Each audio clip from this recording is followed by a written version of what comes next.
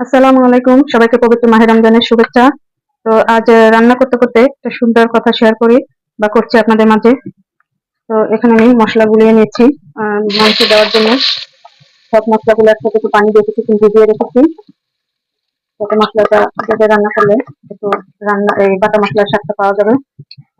তো যাই হোক, আমরা প্রতিদিন কত কাজ করি, ঘর সামলাই, রান্না করি, পরিবারকে খাওয়াই, কিন্তু কখনো কি কেউ ভেবে দেখি যে কাজগুলো একটা বড় ইবাদত হতে পারে? রাসূলুল্লাহ সাল্লাল্লাহু আলাইহি ওয়াসাল্লাম বলেছেন, তোমাদের মধ্যে সেই ব্যক্তি উত্তম যে তার পরিবার পরিজনের কাছে উত্তম। এই হাদিসটা শুধু পুরুষদের জন্য না, শুধু নারীদের জন্য না, এই হাদিসটা পুরো পরিবারের জন্য।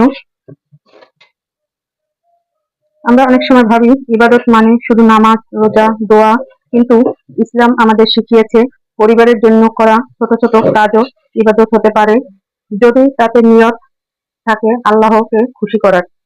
এই যে আমি এখন রান্না করছি, এই রান্নাটা যদি শুধু দায়িত্ব মনে করি তাহলে একটা কষ্টের কাজ। আর যদি ভাবি আমি আমার পরিবারকে খাওয়াবো বা আমি তাদের যত্ন নেব, তাহলে এই রান্নাটাই সবচেয়ে বড় ইবাদত হয়ে যায় আল্লাহ তাআলার কাছে।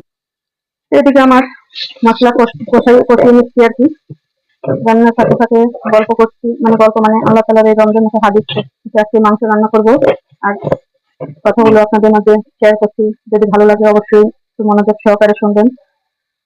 আমরা অনেক আমরা অনেক সময় পরিবারের মানুষদের সাথে সবচেয়ে বেশি রাগ দেখাই, বাইরের মানুষকে হাসি দিয়ে কথা বলি, আর ঘরের মানুষকে কষ্ট দিই, কিন্তু এই হাদিস আমাদের উল্টোটা শেখায়। তো আমার মশলা কষানো শেষ, এখন আমি মাংসগুলো দিয়ে দিচ্ছি। মাংসগুলো দিয়ে একটু ভালো করে কষিয়ে নিচ্ছি। ভালো মানুষ হওয়া মানে শুধু সমাজে ভালো হওয়া না, ভালো মানুষ হওয়া মানে ঘরের ভেতর ভালো হওয়া। স্ত্রী যদি স্বামীর সাথে নরম কথা বলে, স্বামী যদি স্ত্রীর কষ্ট বুঝে, মা যদি সন্তানের জন্য দোয়া করে, সন্তান যদি মাকে সম্মান করে, এগুলোই আসল সৌন্দর্য। অনেকভাবে আমি অনেক নামাজ পড়ি, আমি অনেক ইবাদত করি, কিন্তু পরিবারের সাথে খারাপ ব্যবহার করলে সেই ইবাদতের পূর্ণতা আসে না।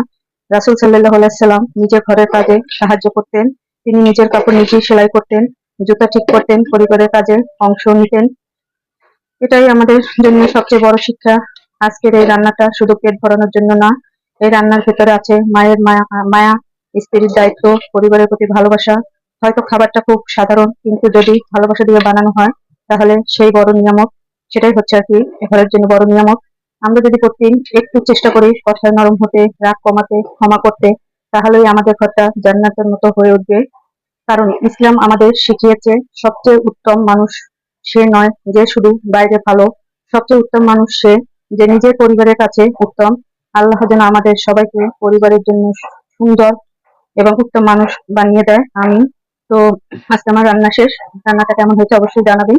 ভিডিওটি যদি ভালো লাগে থাকে লাইক কমেন্ট শেয়ার দিয়ে অন্যকে দেখার সুযোগ করে দিবেন। ভালো থাকবেন, সুস্থ থাকবেন। আবারও রমজান মোবারক। আজকের মতো এখানে শেষ করছি। আল্লাহ হাফেজ।